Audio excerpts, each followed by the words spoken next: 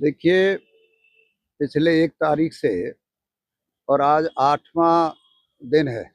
पूरे हरियाणा प्रदेश में Indian national Lokdal की तरफ से ये फैसला हुआ था कि हर अनाज मंडी में हमारे इंडियन नेशनल लोकदल के कार्यकर्ता वहाँ पर धरना देंगे और जो जिस प्रकार के नए कानून इस तरह के जो थोपने का काम किया किसान की फसल के टाइम पर, उनका विरोध करने के लिए सारे हरियाणा में हर मंडी में कार्यकर्ता बैठे हुए। उसके बाद उन्होंने फिर इसको नाम बदल दिया है कि भाई इसको किसान समाधान केंद्र के रूप में काम करना चाहिए। तो आज कई दिन से लगातार जहां भी किसान को कोई दिक्कत आती थी तो निश्चित तौर से इनेलो के कार्यकर्ता वहां पर जाकर के उनकी समस्या का समाधान करने का प्रयास करते हैं और किया भी है।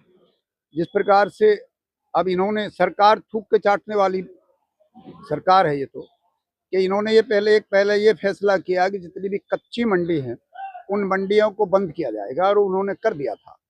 जब ये प्रेशर आया और ये घोषणा की इंडियन नेशनल लोकदल ने, अभय चौटाला जी ने घोषणा कर दी कि तमाम मंडियों में जब हम धरना भी देंगे और अगर कोई बड़े आंदोलन की जरूरत पड़ी किसानों के पक्ष में तो वो भी करने का काम करेंगे। तो जब इन्होंने देखा कि जिस प्रकार की इन्होंने शर्तें लगाई, मैं उनको दोबारा दोहराना इसलिए नहीं चाहता, पूरे हरियाणा में लगातार वो दोहराई जा रही है।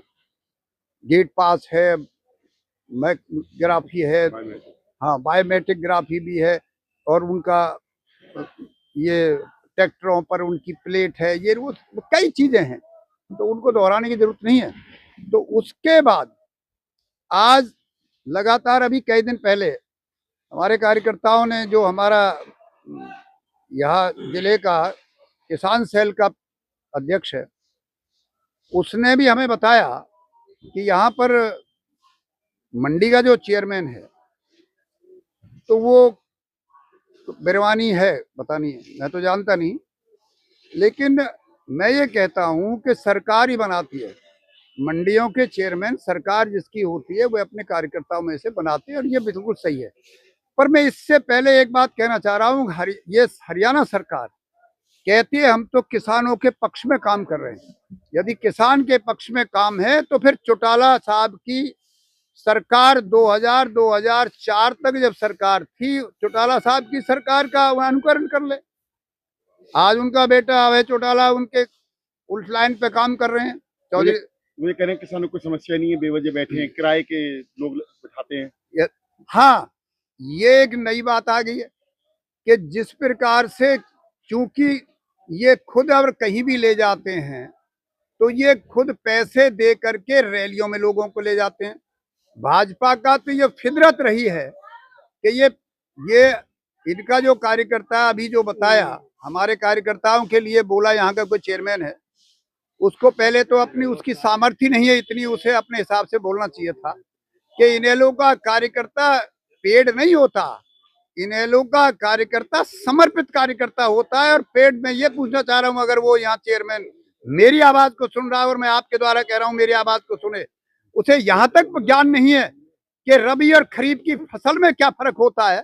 उसको ये पता नहीं है कि खरीफ की फसल क्या होती है, रबी की फसल क्या होती है। कहते गेहूं आ रहा है। और मैं दो बात पूछना चाह रहा हूँ, अगर वो मार्केट कमेटी का चेयरमैन है तो उसे ये बता दे मसूर का पेड़ कितना बड़ा होता है, बता दे मटर का पेड़ कितना बड़ा होता है, और बहुत चीजें तू बताए तो सही वो। अरे ये तो ठीक है, तू दूसरे पे आरोप लगाने से पहले अपनी औकात देखनी चाहिए, अपना सामर्थ्य देखे तुम्हारी क्या सामर्थ्य है। अरे तुम कहीं ना कहीं 18, 20, 10, 12 घंटे यहाँ काम करते हैं और आपको क्या मिलता है? चेयरमैन ही मिलती है। लेकिन मुझे तो ये लगता है शायद अपनी बात इनेलो के कार्यकर्ता जो यहाँ धरना दे रहे हैं उनके ऊपर अपनी बात शायद कहने की उसने जहमत कर दी है, शायद वो अपनी बात कही होगी उसने।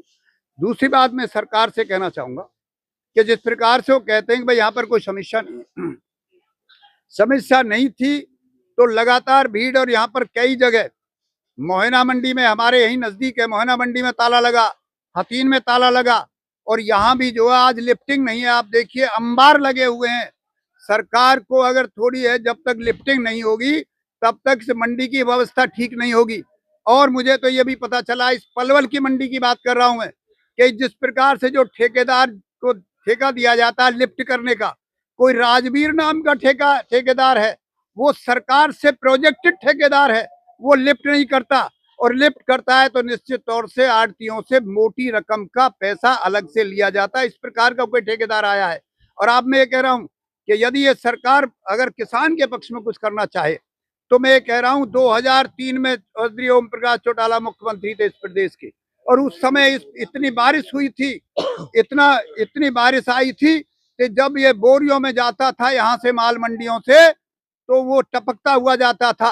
उन्होंने ना मंडी का ना तो आड़ती का नुकसान किया, ना किसान का नुकसान किया, और जो भी नुकसान का वेट में था, जो गीला था, वो सारा की सारा पैसा सरकार की तरफ से देने का काम किया था। यदि सरकार पक्षधर है और किसान के लिए कुछ करना चाहती है तो निश्चित तौर से चौधरी ओम प्रकाश चौटाला की अनुसरण करे, उनकी नकल करने का काम करे। और जितनी भी आज वेट है 12% तक है इनकी, लेकिन आज जिस प्रकार की बरसात लगातार तीसरे दिन हो रही है 20% तक भी जो वेट है, मैं कहता हूं जो भी डिफरेंस है, चाहे 8 का है या 15 का हो, उस सारे डिफरेंस को हरियाणा सरकार चौधरी ओम प्रकाश चौटाला की 2003 की व्यवस्था को निकाल करके उनका अनुसरण करने का काम करे। मेरी ये भी हमारी एक तरह से ये है हरियाणा